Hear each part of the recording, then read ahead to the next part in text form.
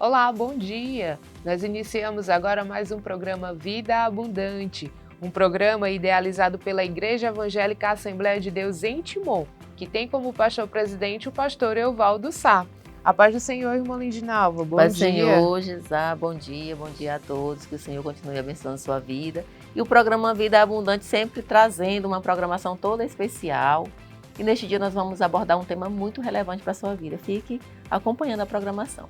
Sim, hoje nós vamos entrevistar alguém que sabe muito sobre educação financeira, que é o pastor Josiel Ribeiro, que estará aqui conosco. E você que está aí do outro lado, com esse conhecimento, com certeza vai planejar um novo ano muito melhor. Educação financeira é mais do que saber lidar com dinheiro, é aprender a honrar o que Deus nos dá. Quando administramos bem nossos recursos, não apenas garantimos segurança para o futuro, mas também criamos oportunidades de abençoar outras pessoas. Não se trata apenas de quanto ganhamos, mas de como usamos com propósito e sabedoria. Planejar, poupar e investir são formas de praticar gratidão e viver com responsabilidade. Lembre-se, o dinheiro é um meio e nunca um fim. E agora você confere um clipe musical.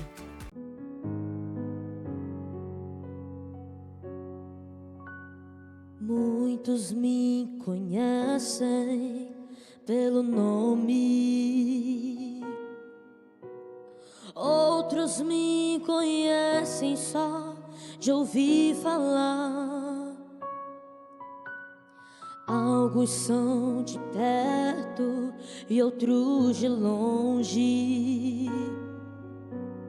Com licença eu vou me apresentar. Sabe quem eu sou? Eu sou aquele que te ouviu chorar.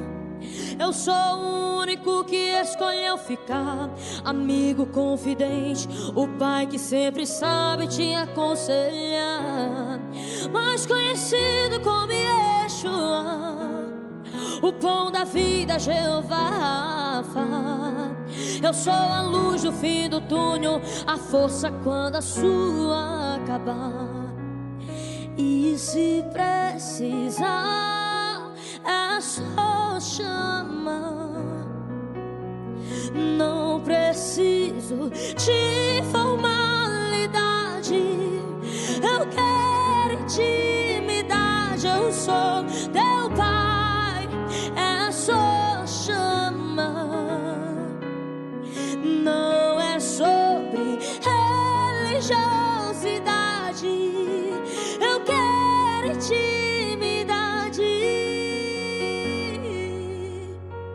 Sabe quem eu sou? Eu sou aquele que te ouviu chorar. Eu sou o único que escolheu ficar, amigo confidente, o pai que sempre sabe te aconselhar, mais conhecido como Yeshua, o pão da vida, Jeová. Eu sou a luz do fim do túnel, a força quando a tua acabar. E se precisar, é só chamar.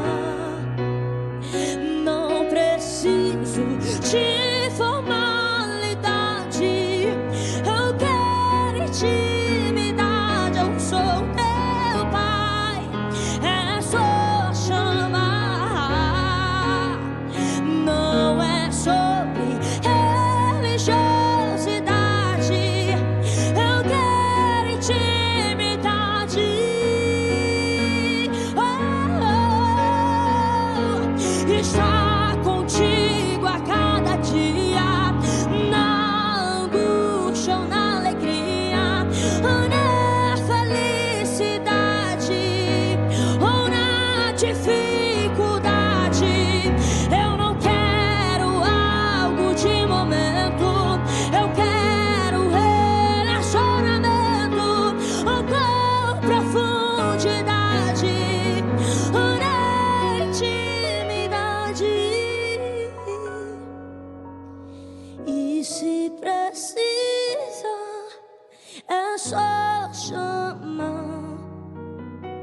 Não preciso de formalidade.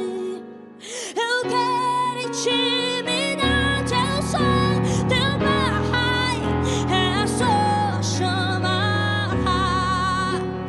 Não é sobre religiosidade. Eu quero intimidade.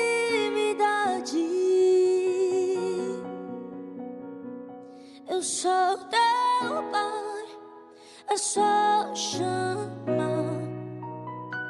Não preciso de formalidade.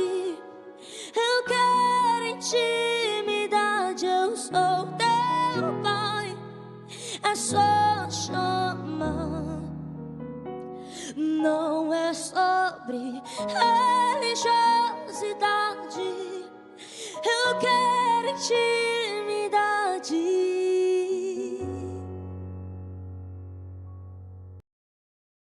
E agora nós começamos o nosso quadro de entrevista.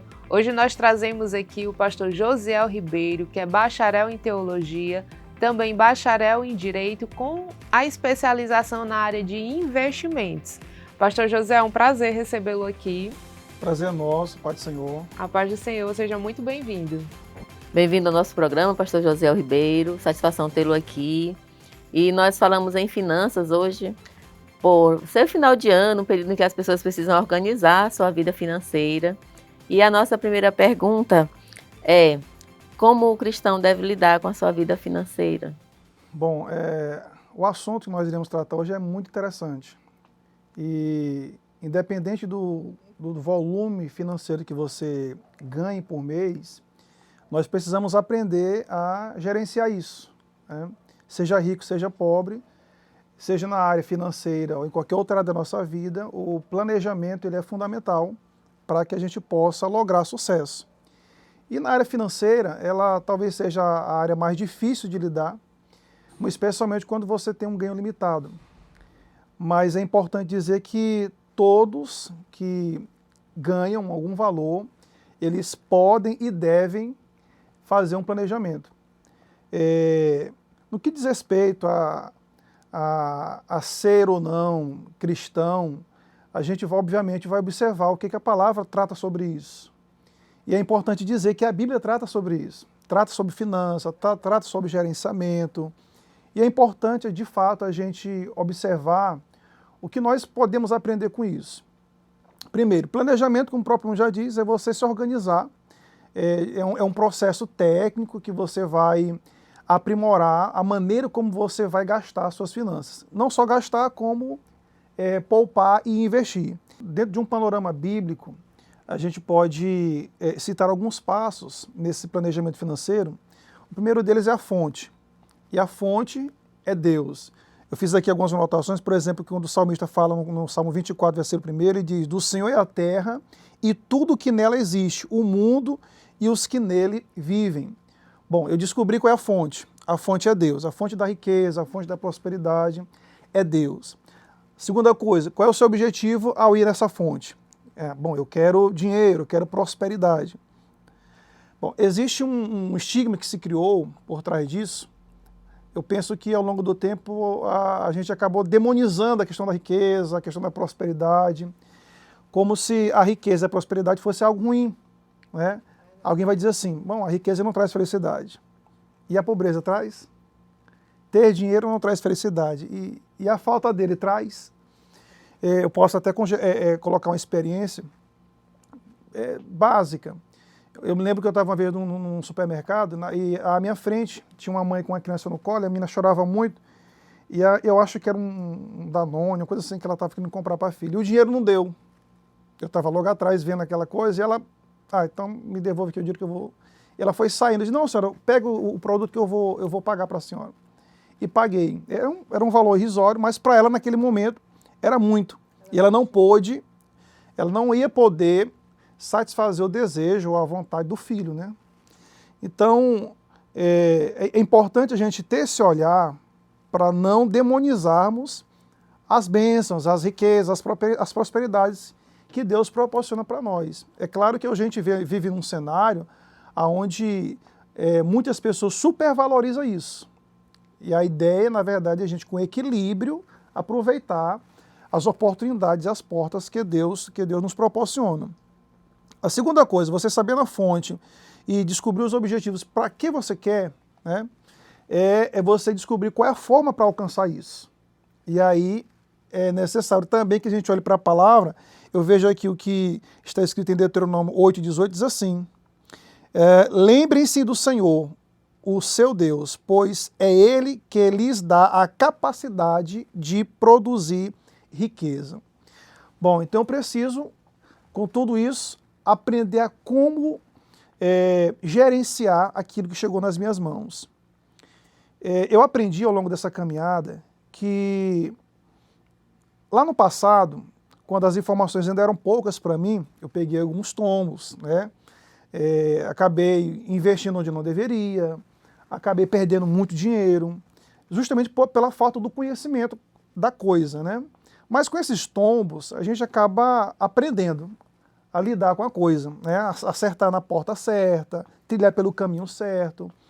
E, obviamente, por trás de tudo isso, quando você pega um tombo, você, meu Deus, me ajuda a acertar a porta. Como é que eu faço? Então, nesse processo, dentro de uma visão cristã, bíblica, você vai acabar tendo que trazer Deus para o centro da coisa, para que Ele possa abençoar de fato o seu projeto. Então, você descobriu a fonte, você descobriu o seu objetivo, você descobriu a forma de como alcançar isso, que é estudando. Você precisa estudar e ter sempre o amparo e a direção de Deus. E, por fim, a gente ter aquela visão de que Deus é a provisão, mas eu não posso esperar de braços cruzados as coisas acontecer. Eu preciso correr atrás e eu preciso ter conhecimento, preciso estudar para saber como eu vou lidar com as finanças. É importante dizer, talvez eu esteja equivocado, que nem todo mundo pode ter dinheiro, nem todo mundo sabe lidar com o dinheiro. Claro que ele precisa, para isso, ter um planejamento, um conhecimento da coisa. Eu digo isso porque, a exemplo prático, o governo, por exemplo, está lidando com uma situação bem complicada. Mais de 60% das pessoas que recebem algum benefício, uma bolsa, por exemplo, eles constataram que mais de 60% estava gastando com o jogo do tigrinho, por exemplo. Ilegal. E é uma prática ilegal. Mas vamos lá. Imagine que uma pessoa que vive uma situação de vulnerabilidade tem a oportunidade de ganhar um pequeno benefício, não sei quanto que é, 500, 600, eu não sei, mas independente do valor. Aquele benefício vem para ajudá-lo na sua manutenção de vida, um filho, ou coisas assim. E aí, como ele não tem nenhuma instrução, ele não tem nenhuma visão de gerenciamento, de planejamento, ele pega aquilo ali e tenta a sorte, né? Mas fora isso, tem outras situações. Por muitas vezes ouvi pessoas mais próximas, pega um benefício de um banco rural desse aí, que te dá o dinheiro para você aplicar na terra, comprar um animal para criar. E aí a pessoa sai daqui, já entra na porta ali de uma loja para comprar uma moto, e aí sai, e antes de chegar em casa ele torra tudo. Ou seja, tem pessoas que não sabem de fato ter dinheiro. Ele não sabe pegar aquilo e fazer render, né? Fazer render. Então, lamentavelmente, boa parte da parcela do povo brasileiro, eles não têm essa cultura de investir, de saber investir. Por quê? Porque não lhe é ensinado, né? Não lhe é instruído. Não existe uma educação. É claro que hoje a gente já vê algumas escolas já preocupadas em ensinar a criança a lidar com isso, né? De maneira prática, lá em casa eu já trabalho bastante os meus com relação a isso. Eles ficavam vendo como é que eu faço, vendo na tela, pai, o que é isso? Que valores são esses? O que é isso aqui? Os gráficos dentro da bolsa, por exemplo. Como é que o senhor ganha dinheiro? Porque eles tanto se dentro de casa, né? Como é que você faz? E aí eu fui mostrar um dia para ele, para o Calel, por exemplo, explicar para ele. Eu digo, olha, mas tem uma outra modalidade, você pode, a ideia é fazer com que o dinheiro trabalhe para você e não você trabalhe para ganhá-lo. A ideia é que você faça com que ele trabalhe para lhe sustentar. E aí eu disse, vamos fazer o seguinte, tu recebe uma mesada. Recebo uma mesada.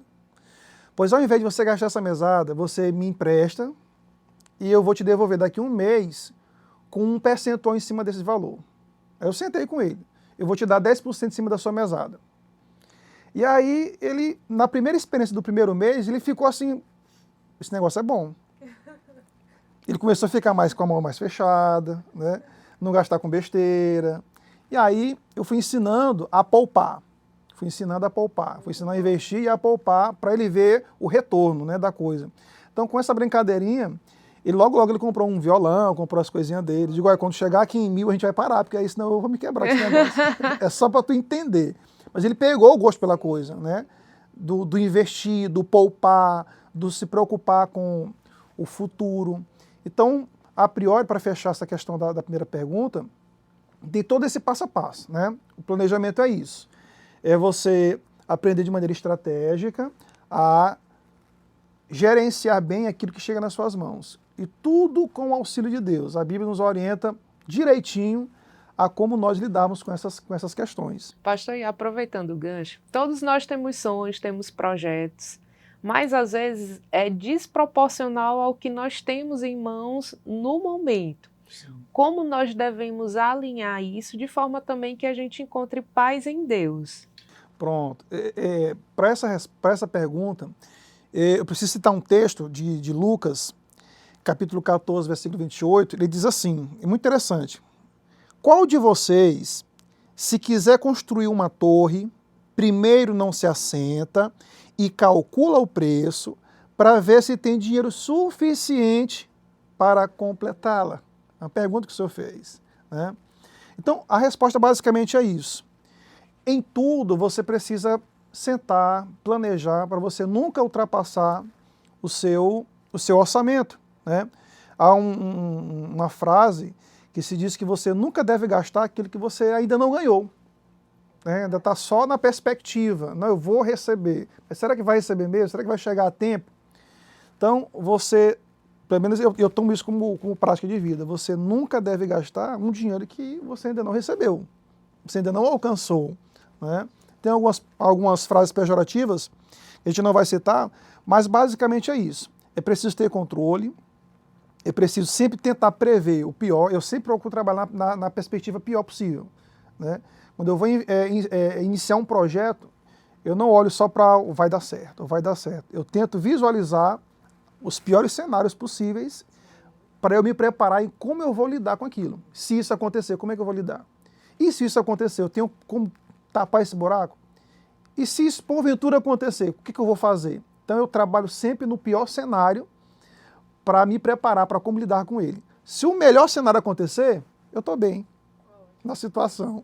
Muito bom, pastor. E a gente queria colocar a seguinte situação. Na hora do aperreio, que a gente chama aperreio, o nordestino fala aperreio, mas é quando surgem os imprevistos.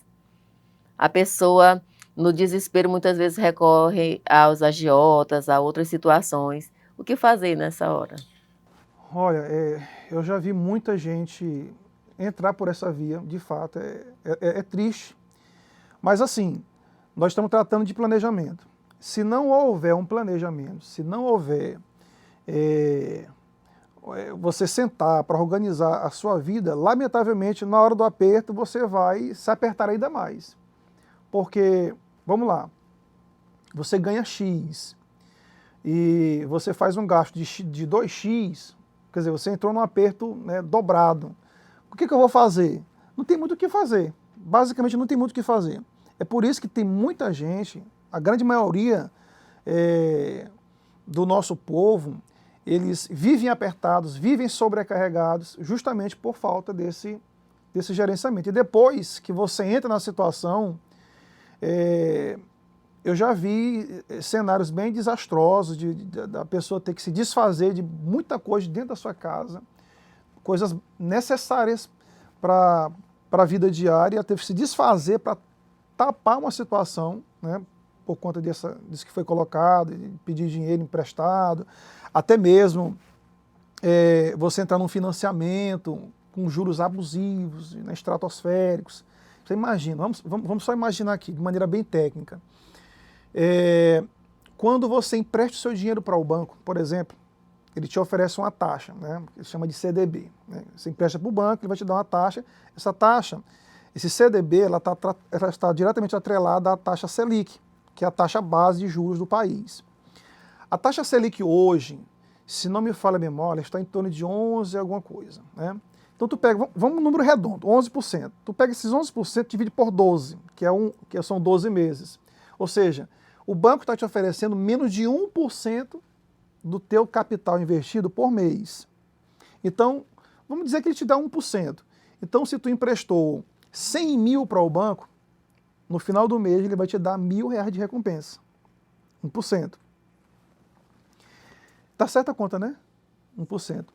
Mas vamos lá. Mas aí, se tu precisar do banco para fazer um empréstimo, com esse mesmo dinheiro que tu investiu, ele vai te emprestar com juros assim estratosféricos.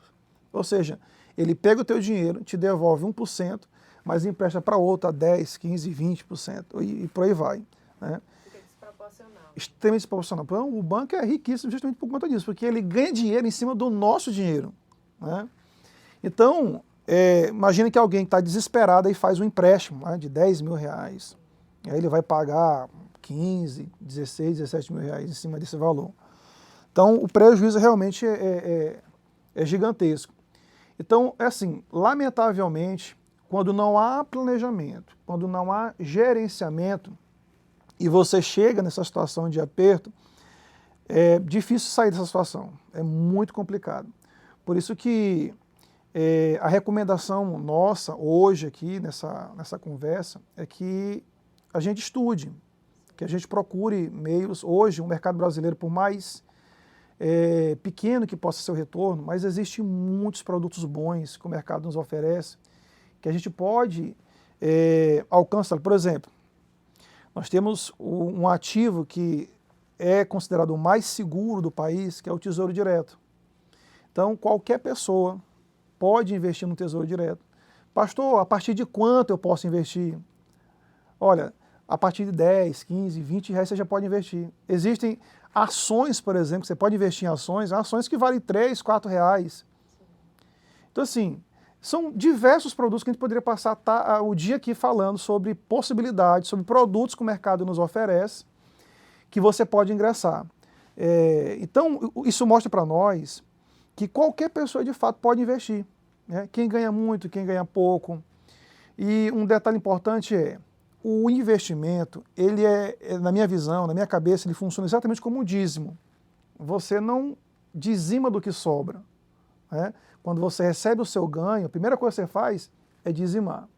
Na cabeça do investidor é do mesmo jeito. Quando você pega o seu ganho, a segunda coisa que você faz depois do dízimo na cabeça de um cristão é já separar o do investimento. E o que sobra, você vai gerenciar para a sua vida. Então, assim, só um exemplo. Você ganha R$ 1.500. Você tirou ali os seus dízimos, R$150, separou, sobra ali os seus R$ 1.350. E aí você estipula um valor. Não, eu vou tirar aqui 100, eu vou tirar 50, que é o que eu posso. Não interessa o valor. Separou os 50 e já aplica. Compra uma ação, compra um fundo imobiliário, coloca num tesouro direto, compra uma debênture e tantas outras coisas que você pode fazer. E aí você vai criando aquele ciclo, né? A sementezinha que vai caindo ali no celeiro todo tempo, todo mês. Mais cedo ou mais tarde você vai perceber que a cestinha ela cresceu, porque aquele dinheiro ele vai começar a render. Né? E daqui a pouco você vai estar colhendo os frutos. Né? E assim, você precisa iniciar. Senão, quando o aperto chegar, vai ficar complicado para você sair dele. Pastor, é interessante também nós falarmos sobre a finalidade do investimento. Hoje, muitas pessoas, como o senhor falou, a prosperidade é estigmatizada por muitos, né? Mas também é desejada por muitos por ver algo que deseja. E hoje a gente sabe que o mercado também, o consumismo, ele vende isso. Sim. Ele vende que o seu celular ele muda de modelo a cada ano e que você tem que trocar, que o seu carro novo, o modelo com 1, 2 anos vai ter um novo e você tem que comprar. Então, nós somos também bombardeados por desejos, né, do mercado. Sim. E durante esse planejamento financeiro para a nossa vida, é sempre importante, como o senhor mencionou, nós nos lembrarmos do principal objetivo e de quem nos criou. Então, o senhor já mencionou alguns textos, mas gostaríamos também que o senhor mencionasse mais um texto bíblico de aplicabilidade desse planejamento financeiro para as nossas vidas. Maravilha. Olha, tudo que você colocou é o cenário da sociedade, né? A gente é estimulado a consumir freneticamente. Às vezes, eu passei por uma experiência, eu estava no supermercado e lá tem um rapaz que fica fazendo propaganda de coisas, né? E aí ele começou a fazer a propaganda de um produto lá e o rapaz saiu aqui da fila correndo e pegou assim um monte, colocou no braço, aí a mãe dele olhou para mim e falou, para que você quer isso? Ele disse, eu não sei, eu tava barato, eu peguei. Eu vou aproveitar. Coisa, não precisa, não tem nenhuma necessidade, mas devido à propaganda, porque achar que estava barato, ele foi lá e pegou, encheu o braço. Então, assim, é aí onde se cria o abismo, né, e a pessoa acaba caindo nele. Mas, assim, vamos lá. Eu carrego comigo um texto sagrado que talvez não vai se reportar tanto à questão de finanças, mas eu quero justificar, por exemplo, particularmente a minha situação de vida com esse texto, né, que é quando o Senhor nos recomenda a buscarmos a Deus em primeiro lugar e todas as demais coisas te serem acrescentadas. Antes desse versículo, ele vai falar, ele está ensinando os seus discípulos, está ensinando o povo a confiar em Deus. Ele vai citar que os pássaros não trabalham, né, mas Deus cuida deles, não falta alimento. Então, no final, ele cita esse versículo. E aprendi ao longo da minha caminhada, quando ainda jovem, obviamente, a me dedicar a Deus. E interiorizei esse texto. Eu vou me dedicar à obra, eu vou me dedicar ao Senhor, porque eu sei que Ele vai cuidar de mim. Ele vai cuidar. E fui trabalhando, fui estudando, né, me dedicando à obra de Deus, e sempre pedi a Deus que me desse a oportunidade de servi-lo sem prejuízos, mas que me desse condições de eu trabalhar, de eu ter um ganho, e que essas duas coisas não se chocassem. Eu não sei como Deus poderia fazer isso, mas eu queria trabalhar para ganhar dinheiro e queria ter tempo para a obra. Queria ter condições financeiras para investir aqui. E Deus, eu não sei como o Senhor pode fazer isso, mas esse é o meu desejo. E aí as coisas foram se desenrolando e a minha profissão me deu essa possibilidade, né?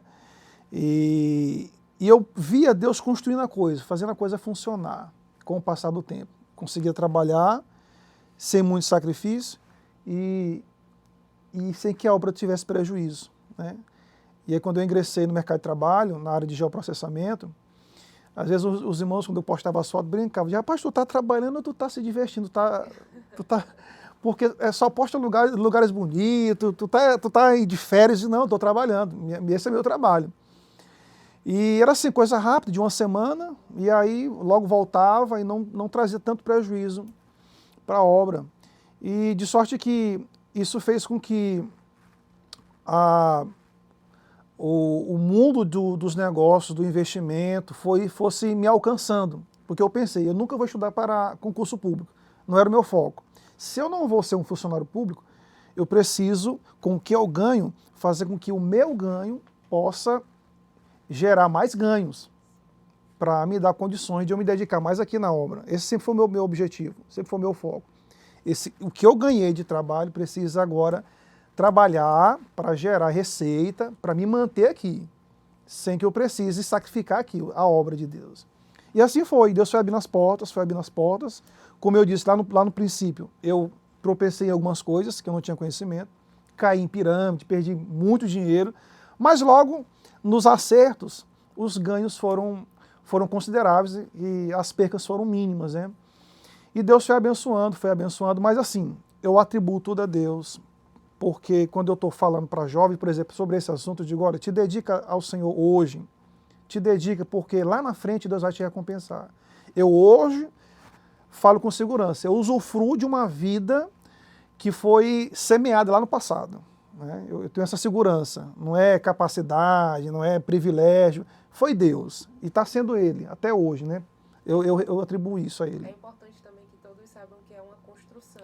Uma construção, não é da noite para o dia, né? É uma coisa... Eu lembro, quando eu recebi o primeiro salário, era R$ 150. E aí eu tirava ali o dízimo R$ 15, e acredite, eu tinha vergonha de dizimar pelo valor. R$ 15. Meu Deus, R$ 15.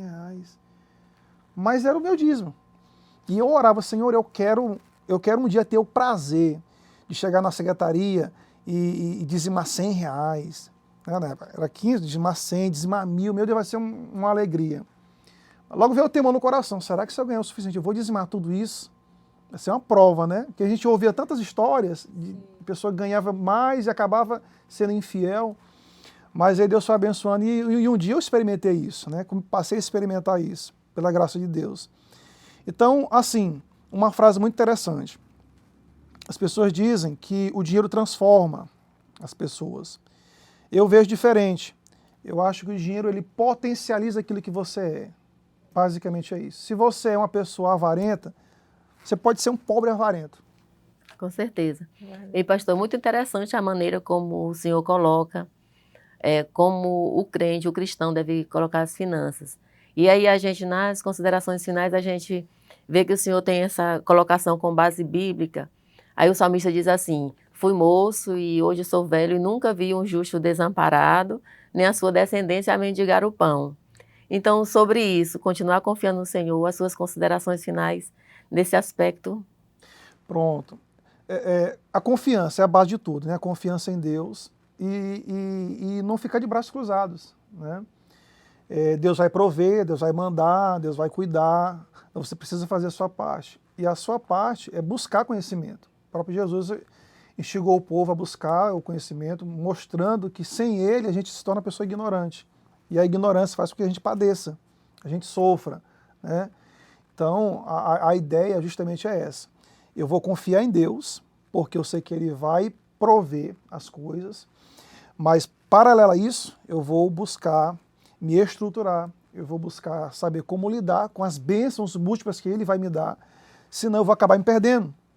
Olha só a quantidade de pessoas que... legal ou ilegal, bom, ganharam dinheiro, né? Tentaram a sorte, ganharam muito dinheiro, se tornaram milionários da noite para o dia. E não souberam lidar. Com menos de um ano, voltou para a pobreza. Aí você fica, como é que pode alguém que ganhou 10, 20, 30 milhões, 300 milhões, não durou um ano, voltou para a pobreza, está lá na mesma situação. Então, primeiro que ele não tinha nenhum conhecimento da coisa. E aí, a gente ouve muito, né? Agora eu vou extravasar, vou fazer o que eu sempre vontade de ter, de fazer, de ter, e se perde, né? Mas o crente, como bem a irmã Linaldo colocou, o crente que tem uma visão completamente diferente, o cristão que tem uma visão diferente, não só o crente, mas o cristão de um modo geral, que tem uma visão diferente, que entende que o que tem, que o que alcançou vem de Deus, provém de Deus, que é bênção de Deus, ele precisa saber gerenciar essas bênçãos, né, que Deus colocou nas suas mãos. Para quê? Para que eu também possa ser bênção para outras pessoas. Eu penso que não faz sentido você ser abençoado e você ser avarento. Não faz sentido. Eu penso que se Deus te abençoou, é para que você possa abençoar outras pessoas. Quando a Bíblia diz assim, é melhor dar do que receber, isso coloca a gente num divisor de águas. Porque se eu posso dar, é porque eu estou numa situação favorável. É lógico isso. Então, no momento que eu posso dar, é porque eu estou dizendo, eu fui abençoado para isso. Então, deve ser prazeroso para quem foi abençoado, abençoar outras pessoas.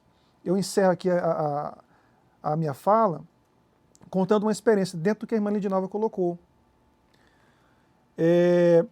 Eu sou consciente de que as bênçãos que Deus tem derramado sobre a minha vida é para ser compartilhada.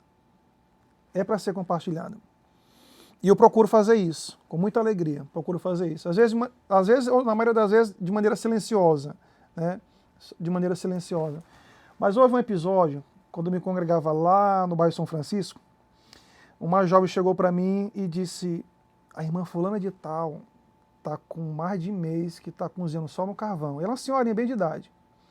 E ela já está com problema nos olhos por conta da fumaça, das fuligens. Tá bom. E aí fui lá e deu dinheiro, né? Compramos o gás da irmã. Isso foi no meio de semana. Quando foi no domingo, quando terminou o culto, quando eu me espanto, a irmãzinha me atraca pela cintura, por trás. Que eu olhei, era a senhorinha.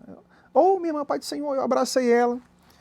Ela disse, baixa aqui, que ela é pequenininha. Eu baixei. Ela disse, ô, meu filho, obrigado. Pelo quê, minha irmã? Obrigado pelo gás. Eu digo, meu Deus, a menina contou. Não era para ter contado. E ela chorando, meu filho, muito obrigado. Olha, você não tem ideia do que você fez por mim. Eu digo, ô, irmã, não foi nada. Não era nem para ter lhe contado, que foi eu, não. Eu até pedi isso. Não, meu filho, mas eu insisti para a irmã. Eu insisti demais. Me diga quem foi. Até que ela me disse. E aí, minhas irmãs, daí por diante, aonde essa irmã me via, na rua, ela me via do outro lado da rua, ela me chamava, meu filho, obrigado. Minha irmã ainda está lembrando disso. Ela nunca esqueceu. Olha só, aquilo pode ter sido pouco para mim naquele momento, mas para ela foi grande coisa. Então, assim, de fato, o que você faz se eterniza no coração das pessoas. Então, de fato, a bênção de Deus na nossa vida deve ser compartilhada, né? E eu tenho muito prazer, quando posso, né, poder estender as mãos, poder ajudar alguém, isso é prazeroso demais, né? E eu vejo o resultado de Deus, não é que você faça para ter de volta de Deus. Eu faço porque eu já tenho, né? Porque eu já fui abençoado, não porque eu procuro ser mais abençoado. É só é a lei da ação e reação, né? Deus, você age e Deus abençoa naturalmente na sua vida. Pastor Josiel, muito obrigada pela sua entrevista aqui conosco. Amém, Foi muito produtiva, com informações muito esclarecedoras. Que Deus continue abençoando o seu ministério e a sua família. Amém, eu que agradeço. E agora você sai com a nossa programação, um clipe musical. Vamos louvar a Deus juntos. Ao único que é digno de receber a honra e a glória, a força e o poder, ao Rei eterno e imortal, invisível mas real, a Ele ministramos o louvor. Ao único que é digno de receber a honra e a glória, a força e o poder, ao Rei eterno e imortal, invisível mas real, a Ele ministramos o louvor.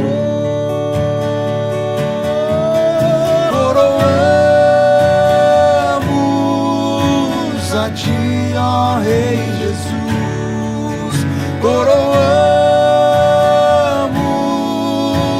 a Ti, ó Rei Jesus, adoramos o Teu nome, nos rendemos aos Teus pés,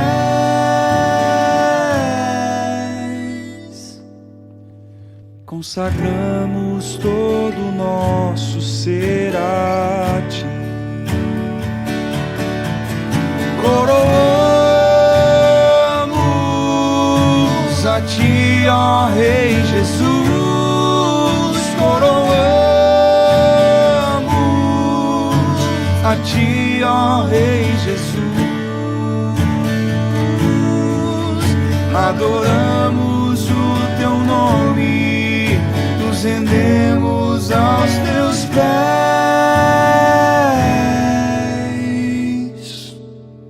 consagramos todo o nosso ser a Ti.